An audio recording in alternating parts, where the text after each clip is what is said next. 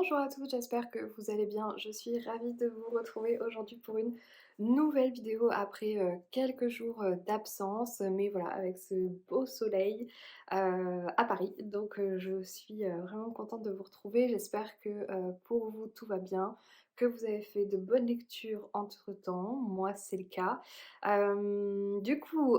Emploi du temps assez chargé en ce moment, mais je vais pouvoir vous débriefer mes dernières lectures et notamment quelques petits achats, bon rien de très foufou, mais voilà, au moins je vous en parlerai. Alors la dernière fois que je vous ai laissé en lisant Complot de Nicolas Beuglet, qui est le tome 2 d'une trilogie, voire je crois qu'après il en a sorti un quatrième avec le personnage de Sarah Geringen. Donc il faut que je me renseigne à nouveau. Mais à la base, il est vrai qu'il y a donc Le Cri, qui est le tome 1, Complot, qui est le tome 2, et L'île au diable, qui est le tome 3. Donc j'ai terminé Complot très très vite après avoir refermé la dernière vidéo, parce que, encore une fois, Nicolas Beuglet est vraiment maître en la matière. Une fois qu'on commence, on ne s'arrête plus. Donc je l'ai dégommé malgré sa petite taille quand même, hein, un beau bébé quand même.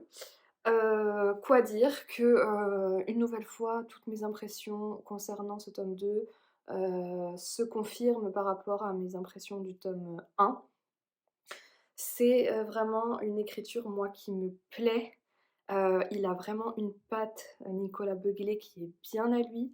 Je me faisais la réflexion, c'est vraiment un des seuls auteurs, un des rares auteurs que je lis, où vraiment mon cerveau est en mode lecture, automatique, mode automatique. C'est-à-dire que je ne ressens pas à la lecture de ces livres, je ne ressens jamais l'effort de lecture. C'est comme si je prenais mon cerveau, je le posais dans un coin et en fait, il faisait le job, tout seul sans que je m'en aperçoive et je lis, je lis, je lis, mais je ne me rends pas compte parce que finalement c'est très, très visuel. Comme le premier, je m'étais fait la réflexion déjà avec le premier avec Le Cri et en fait, j'ai l'impression que je regarde un film. C'est exactement cette même sensation, c'est-à-dire que je n'ai aucun effort, je ne me rends compte d'aucun effort de lecture. Tout défile devant moi, tout est hyper fluide, le rythme super, l'écriture très fluide, le suspense, l'intrigue pareil, les chapitres sont courts. Donc voilà, c'est comme si je regardais un film et alors je me régale à chaque fois, donc jusqu'à la fin. Donc Complot est terminé, j'ai hâte de lire le tome 3 que je me suis du coup procuré, qui est, L'île au diable, mais je ne l'ai pas pris, à côté de moi, je vous montrerai tout à l'heure. Donc pour faire un dernier petit point, général sur la lecture, donc je vous avais parlé qu'il y avait alors je l'avais pas terminé, hein, la dernière fois, j'étais à la moitié je pense, qu'il y avait un aspect féministe. Alors je vous avais parlé du personnage principal, qui est l'inspectrice Sarah Geringen, qui, pour moi, effectivement incarnait ce personnage féministe. Mais en fait, la totalité de l'enquête, tourne autour de cet aspect, féministe. Puisque voilà, le sujet principal, en fait, de roman, c'est vraiment la domination, masculine sur l'humanité. Alors à chaque fois, j'adore parce que Nicolas Beuglet, écrit en fin de roman, il écrit toujours des précisions, sur ses recherches, sur son histoire et donc voilà, il mentionne par exemple, dès le départ, que, le livre, donc celui-ci a été pensé et écrit 3 ans avant l'affaire, Weinstein. Vous savez, ce producteur de cinéma qui a été, condamné pour, viol et agression sexuelle, sur plusieurs, femmes et qui, du coup, ça a enclenché un véritable phénomène. Toutes les femmes ont commencé à parler et il y a eu une libération de la parole à ce moment-là. Donc sur cette influence de l'homme par rapport à la femme. Donc c'est vrai que toute l'enquête tourne autour de ces dominations masculines, notamment autour de postes, d'emploi par exemple qui sont, majoritairement consacrés à des hommes, voire exclusivement consacrés à des hommes et voilà, auxquels les femmes n'ont pas accès. Encore une fois, on a ce personnage de Sarah Geringen qui évolue, donc l'inspectrice qui évolue dans un milieu d'hommes mais voilà et ce qui est très intéressant, encore une fois, c'est ce triangle que Nicolas Beuglet, arrive à créer entre des faits historiques réels, entre les interprétations qu'il en fait, lui-même, qui n'engage que, alors comme il le dit dans ses précisions, qui n'engage que ses personnages, et voilà, et sa propre réflexion. Alors, ce qui est bien, c'est que dans ses interprétations, c'est brillant. C'est très, très, très intelligent parce que les interprétations, elles vont dans tous les sens. C'est-à-dire que, vous verrez le sujet, il y a du pour, il y a du contre, il y a du noir, il y a du blanc, il y a du gris. Il y en a pour tout le monde. En fait, c'est vraiment très objectif et c'est ça qui fait énormément réfléchir parce que toutes les interprétations, finalement, s'entendent. On est d'accord, on n'est pas d'accord, mais elles sont fondées. Il y a un certain fondement, c'est très, très bien argumenté, en fait. Après on en pense ce qu'on veut, voilà, même l'auteur, hein, et ce sont des interprétations qu'il donne et qu'il fait passer par la voix des personnages, mais ça fait énormément réfléchir et on retourne en fait avec ce livre sur des faits historiques, anciens. On remonte à l'Antiquité, on remonte à la Bible, on remonte aux écritures, religieuses, que ce soit Bible ou Coran, pour expliquer, heu, cette domination masculine finalement, sur, l'humanité. Alors est-ce que cette domination masculine, elle est là depuis le début, depuis les Écritures? Est-ce que, finalement, au fil du temps, les interprétations, les hommes ont fait que ça a basculé d'une domination féminine à masculine? Voilà, il y a toute une recherche là-dessus, une compréhension, sur ce sujet-là et c'est brillant. Vraiment Nicolas Beuglet, alors il était journaliste à M6, je crois, si je vous dis pas de bêtises. Je crois qu'ils le disent. Voilà, après 15 années passées chez M6. Donc voilà, il était journaliste et donc il se consacre maintenant à l'écriture de scénarios. Ça m'étonne pas parce qu'il est très visuel, hein, cet auteur, et de romans. Et on voit la patte du journaliste, hein, clairement, parce que d'ailleurs dans ce tome-là, Sarah Gueringen, inspectrice, n'est pas seule et est accompagnée d'un personnage qui est lui journaliste et donc qui apporte aussi cette réflexion un peu journalistique, vraiment recherche et le fait voilà d'être toujours objectif, d'être ouvert à tout, de creuser, de toujours être, voilà, dans la recherche du vrai, d'hypothèses, interprétation, argumentation. Enfin voilà, enfin moi je suis complètement conquise par les écrits de cet auteur. Donc j'ai très, très hâte, je pense que je vais enchaîner le 3, L'île au diable, très rapidement parce que, j'aime beaucoup et encore une fois, en plus, donc l'enquête s'inscrit parfaitement dans sa patte, dans son écriture, dans cette démarche. Et l'enquête est vraiment, palpitante, quoi. Tout se tient, tout est cohérent. Il y a même, voilà, il arrive même à mettre des rebondissements, des petits twists, à la fin, à nous surprendre. Enfin, je trouve qu'il y a tout. Il y a vraiment tout, tout, tout dans ces livres. Donc je ne peux que, vous les recommander franchement parce que, je me régale. Je vais aller chercher vous le tome 3 pour vous, voyez. Voilà, c'est celui-ci le tome 3. Alors autant pour moi, c'est pas l'île au diable, c'est l'île du diable. L'île du diable, donc après voilà, après le cri, après complot, l'île du diable. Alors comparativement, par rapport aux autres, le troisième il est tout petit. Vous voyez, complot, le cri il est à peu près pareil, voire même peut-être un peu plus gros. Et alors l'île du diable, c'est surprenant, il est petit, il fait... Il va se lire très très vite.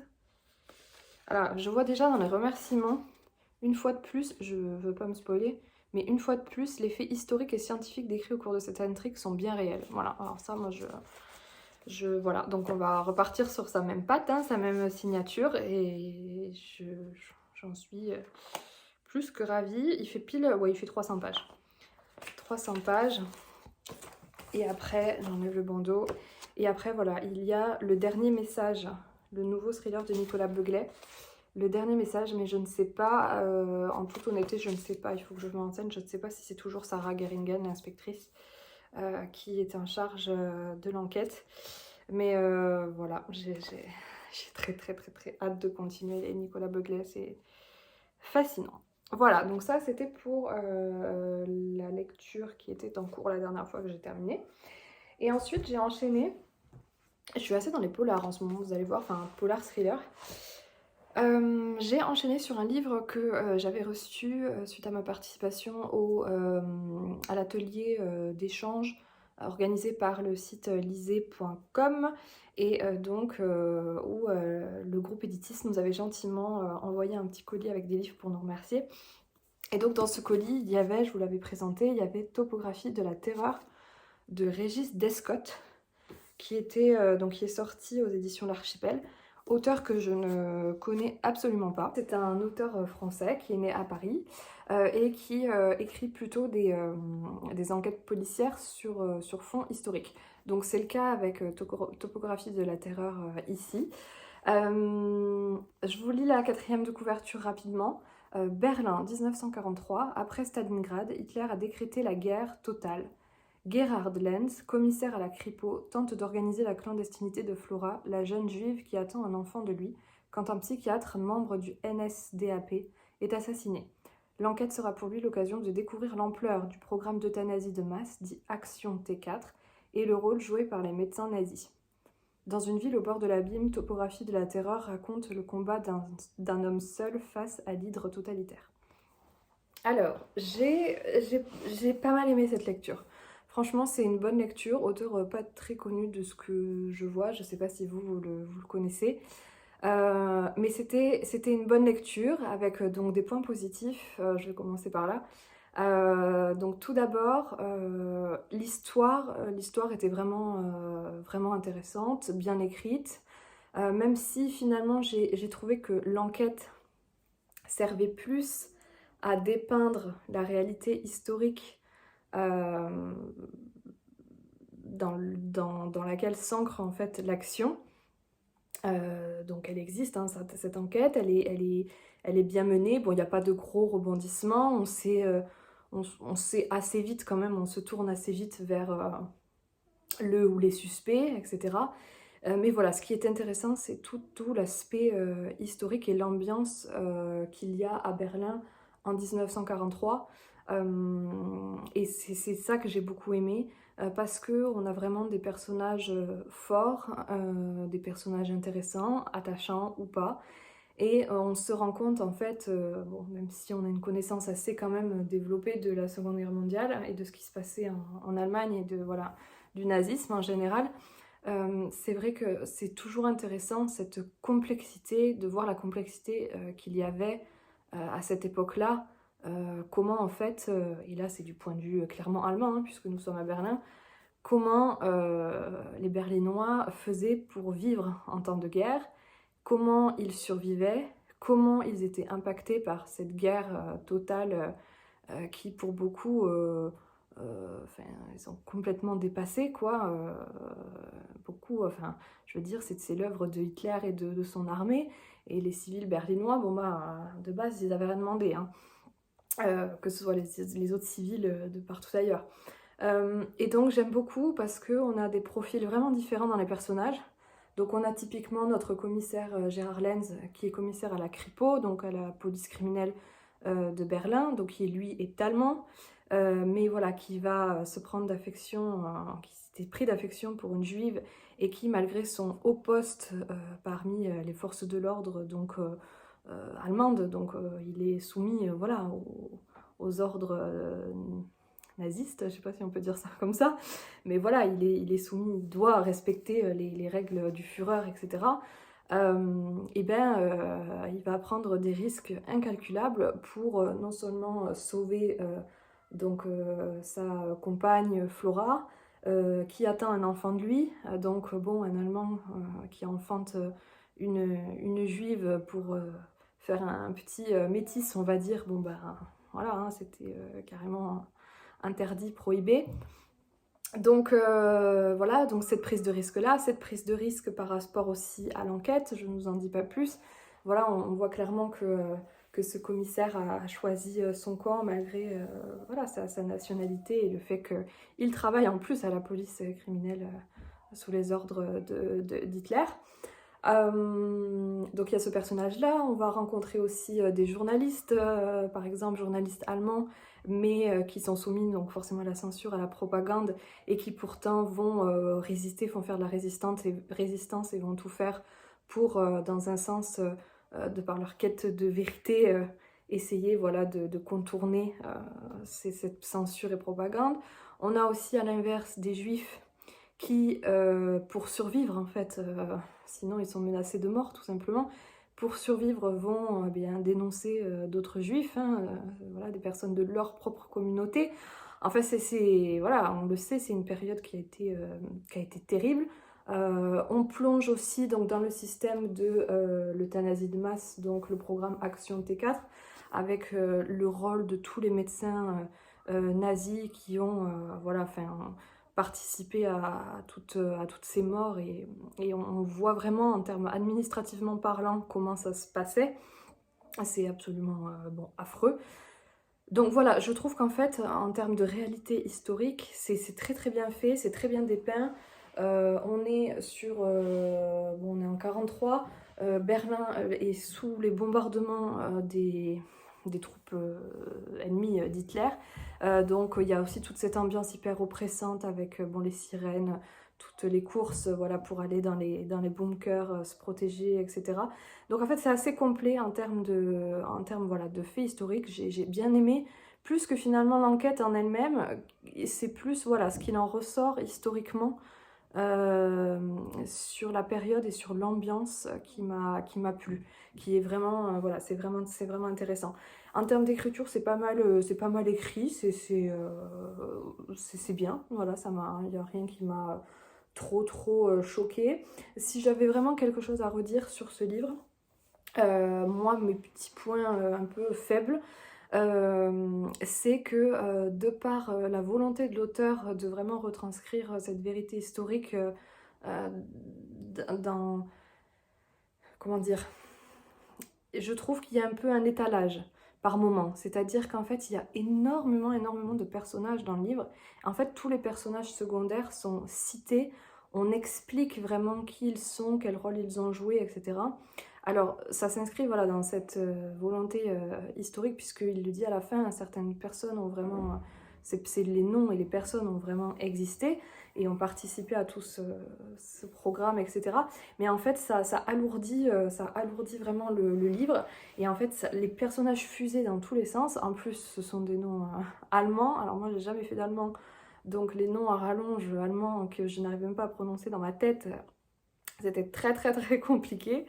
Donc beaucoup voilà, de mentions d'énormément de personnages qui fait qu'à un moment, des fois, j'étais par moments un petit peu perdue. Je me disais, bon, ça fait beaucoup d'informations en fait. Et ça a également fait pareil concernant les lieux. Concernant les lieux, il y a beaucoup de lieux. Alors, il y a une petite carte au début, mais en fait, je m'étais dit, ah, c'est bien, ça permet de se repérer. Voilà, il y a une petite carte avec les principales adresses et lieux voilà, d'action. Et en fait, je me suis dit, c'est bien parce que ça permet de se repérer et d'avoir un appui. Mais en fait, là, il y a quoi? Il y a 18 lieux. Mais je pense que dans le roman, il en évoque le double, voire le triple, qui ne sont pas répertoriés sur la carte. Et pareil, avec des noms à rallonge allemands. Donc c'est dur aussi à suivre. J'ai trouvé, on était un peu perdus avec voilà, tous ces lieux. Et surtout des noms allemands. Beaucoup d'institutions allemandes évoquées. Alors voilà, pareil, hein, pour ancrer l'histoire dans enfin, le récit dans l'histoire. Mais voilà, donc il y a pas mal de notes, de petites notes en bas de page pour expliquer.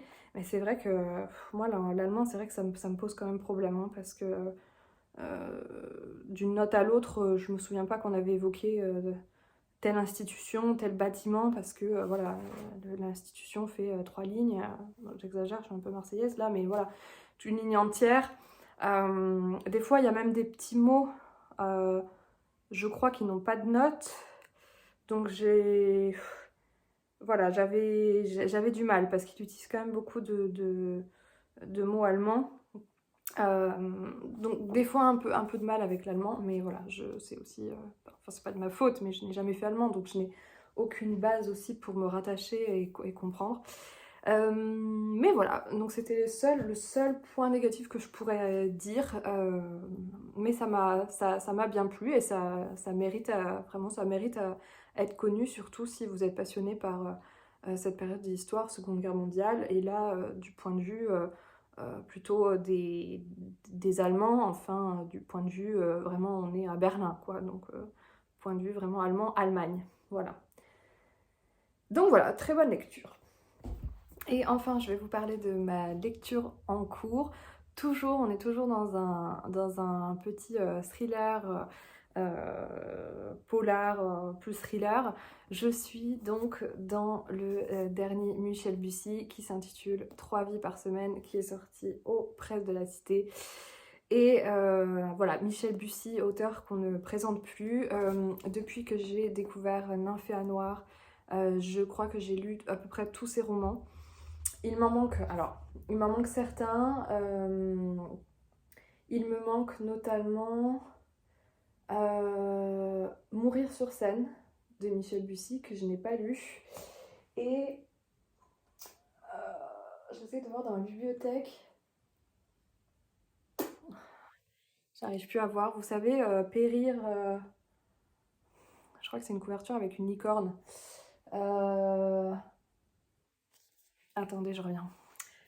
Tout ce qui est sur Terre doit périr. Voilà, celui-là, ces deux-là, je les ai dans ma palle. Babel, le dernier qui vient de sortir en poche, je ne l'ai pas lu non plus.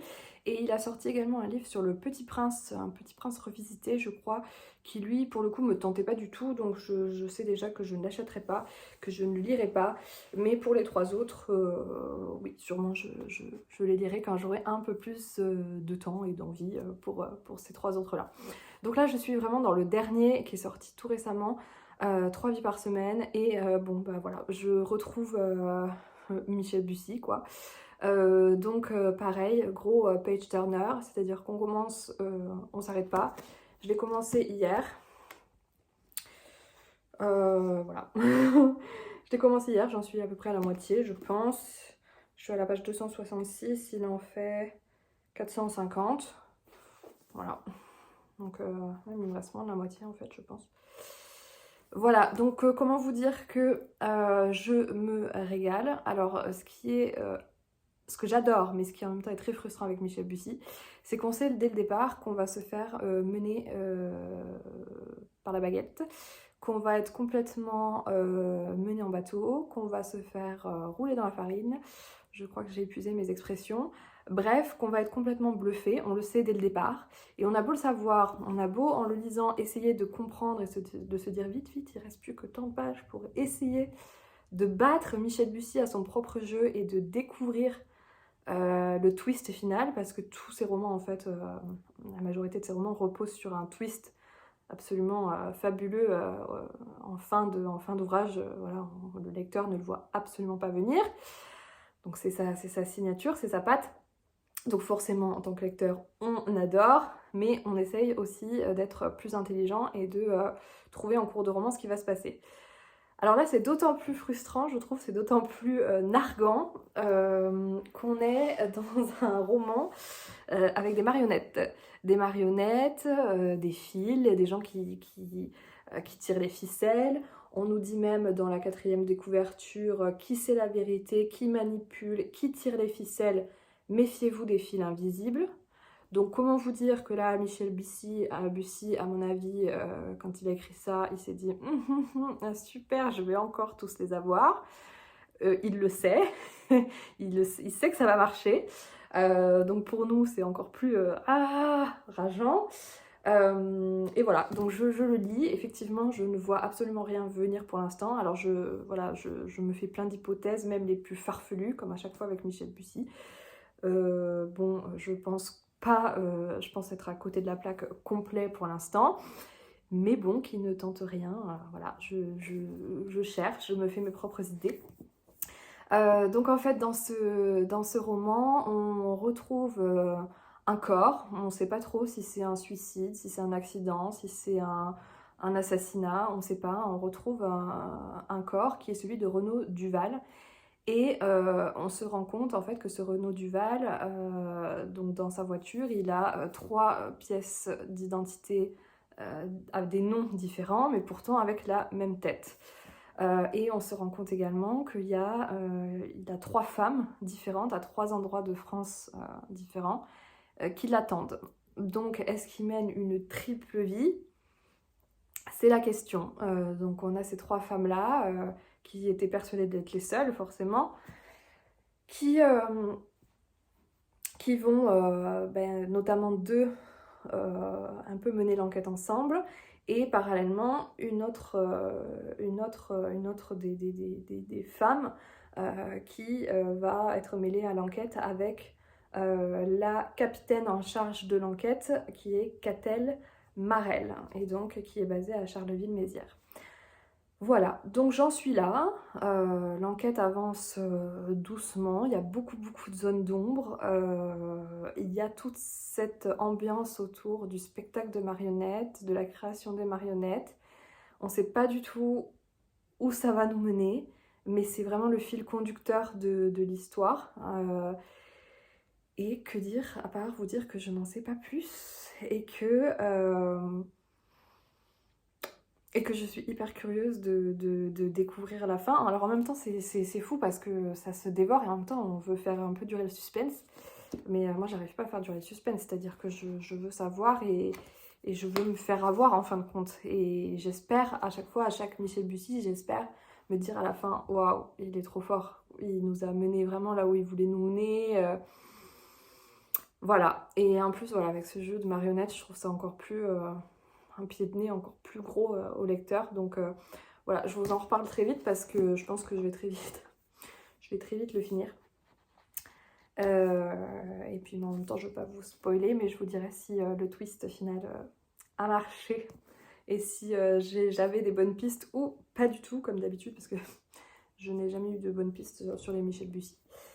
Voilà, voilà. Une intrigue vertigineuse pour un grand suspense de Michel Bussy. Voilà, que dire de plus? Dites-moi si vous l'avez lu, si vous avez été bluffé vous aussi, ou si c'est peut-être un flop, on ne sait pas. Voilà, donc ça c'était pour ma lecture en cours. Et ensuite je voulais rapidement vous parler de 2 autres livres. Donc L'île du diable, je vous en ai parlé. Je me suis procuré le 2e tome des 7 sœurs de Lucinda Riley, qui est la sœur de la tempête, donc la navigatrice. Enfin de ce que j'avais appris, voilà, dans le 1er tome. Donc ça y est, ma mère, elle est déjà partie, elle est déjà au tome 3 ou 4, je crois, hein, elle qui attendait mon retour sur le tome 1. Donc ça y est, on ne l'arrête plus.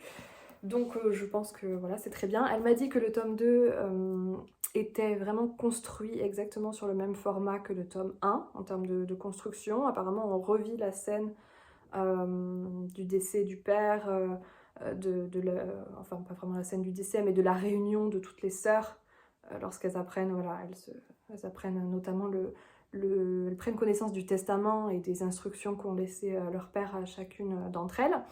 Et puis voilà, elle part à la découverte de sa propre histoire. Donc est-ce qu'ils nous disent où est-ce qu'on part cette fois-ci? Les indices que lui a laissé son père vont la mener au cœur de la Norvège et de ses fjords. Voilà. Donc on part en Norvège. Pour rappel, le premier, on était à Rio de Janeiro. Un peu plus froid la Norvège, là pour le coup, ce sera pas la même ambiance. Voilà, donc très curieuse de lire celui-ci, sachant que la 2e sœur s'appelle Ali. C'est ça, si je dis pas de bêtises? Ouais, Ali. Voilà, donc hâte. Pareil, c'est des beaux bébés, hein. Mais bon, la dernière fois, le tome 1, je l'ai lu vite, donc ça va. Ça ne me fait plus peur. Et ensuite, je voulais parler d'un dernier achat. Il s'agit de... Oui, est-ce que j'ai bien lu? Les disparus de Blackmore. Les disparus de Blackmore de Henri Lovenbruck, qui est sorti aux éditions XO. C'est le dernier roman de Henri Lovenbruck. Alors, Henri Lovenbruck, je l'adore. Auteur que j'adore aussi. J'aime beaucoup les auteurs, finalement. J'aime beaucoup. Je l'ai découvert, Henri Lovenbruck, grâce à sa saga avec son personnage principal de Gabriel Joly. Les enquêtes de Gabriel Joly, qui sont sur fond de Révolution française, cette période à peu près, cette période-là.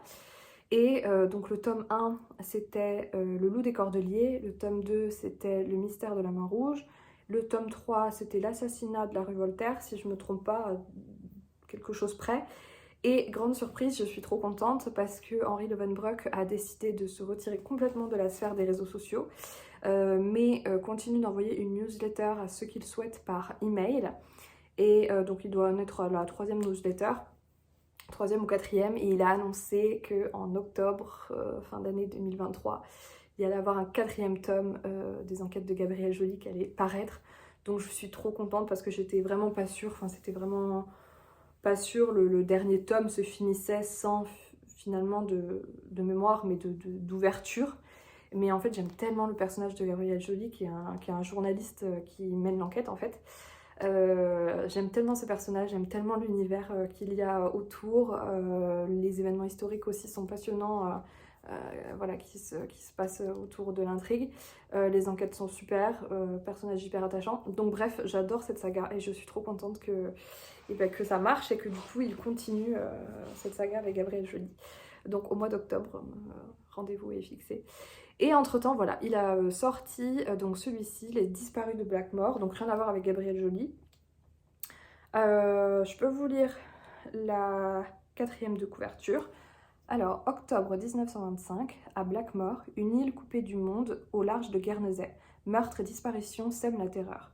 Alors que la police piétine, Lorraine Chapelle, première femme diplômée de l'Institut de criminologie de Paris, est appelée en renfort. Cette cartésienne irréductible va devoir mener l'enquête aux côtés d'Edward Pierce, un Britannique spécialisé dans les sciences occultes qui se présente comme détective de l'étrange. Ensemble, ils affrontent les plus sombres secrets de Blackmore, les statues énigmatiques disséminées sur l'île, la rumeur d'un culte maléfique qui sévirait dans l'ombre, et ce vent lancinant, le murmure des brumes qui ne cesse jamais. Entre mensonges et confidences, ce duo improbable devra démêler le vrai du faux dans une course contre la montre diabolique. Un thriller palpitant et mystérieux dans la lignée de H.P. Lovecraft et d'Agatha Christie. Donc voilà, donc comment vous dire que et l'auteur et cette 4e de couve et même cette couverture m'ont fait craquer directement. C'est avec ce genre d'auteur et ce genre de roman, je suis incapable d'attendre la sortie en poche. Je suis trop, voilà, trop curieuse, trop impatiente. Autant il y en a, je peux attendre la sortie poche sans aucun problème parce que voilà, c'est un autre budget. Autant voilà, des auteurs comme Henri Levenbrock ou Bussy, typiquement, je peux pas attendre un an, c'est trop long. Donc voilà, cette couverture intrigante, même si elle fait un peu jeu vidéo, je trouve. C'est un peu spécial. Mais bon, j'adore. Et d'ailleurs, ça m'a fait penser, alors la fille qui s'éparpille complet, mais quand j'ai lu Une course contre la montre, dans Retour en arrière, dans Complot de Nicolas Beuglet, il y a, à partir de, je dirais, la moitié du roman, il y a cette notion aussi de course contre la montre. C'est drôle, ça m'a fait tilter direct. Et j'adore, parce que, je vous en dis pas plus, mais il y a cet aspect, voilà, course contre la montre, et il faut absolument se dépêcher et trouver d'autres indices et peut-être d'autres personnes menacées avant qu'il ne se passe quelque chose de grave. Donc aussi l'aspect course contre la montre, j'adore parce que forcément ça peut être que haletant, trépidant et rythme rapide, tout ce que j'aime. Ceci était une grosse parenthèse aparté.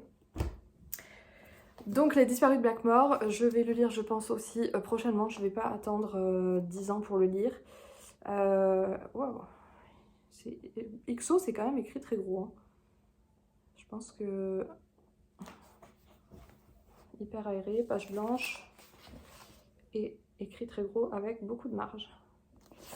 Donc voilà, je suis trop contente. Henri Levenbrock, dans ma palle, j'ai aussi L'Apothicaire qui est sorti il y a longtemps, parce qu'Henri Levenbrock, moi ce que j'aime bien, c'est que son style d'écriture a forcément évolué, comme tous les écrivains au fil du temps, mais il s'est comment on dit? Quelle est l'expression? Je cherche un mot. Il s'est exercé, si je puis dire, c'est pas le mot que je cherche, mais on va dire ça. Il s'est exercé vraiment à plusieurs genres Là, il est dans sa période un peu polar historique.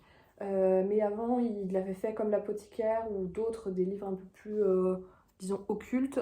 Et puis, j'ai aussi J'irai tuer pour vous, qui est plus, pour le coup, polar contemporain, si je dis pas de bêtises. Voilà, il s'essaie, j'ai retrouvé mon mot, il s'est essayé à plusieurs genres, à plusieurs styles. Et à chaque fois, je trouve que c'est réussi. Et donc, j'ai hâte de lire les autres aussi, parce que c'est un auteur que j'aime beaucoup. Et j'ai vraiment envie de lire, si je peux, tous ses livres. Et sinon, au moins le plus possible, parce que je suis pas déçue pour l'instant avec Henri Lovenbroek. Donc voilà, voilà, c'était mes petits achats. Donc toujours pas mal de lectures en perspective, tout ce qu'on aime avec ce ciel bleu. Voilà, j'espère que vous, de votre côté, tout va bien, que vos lectures sont aussi bonnes. Et puis je vous dis à très vite pour une nouvelle vidéo et de nouveaux updates. Allez, à plus!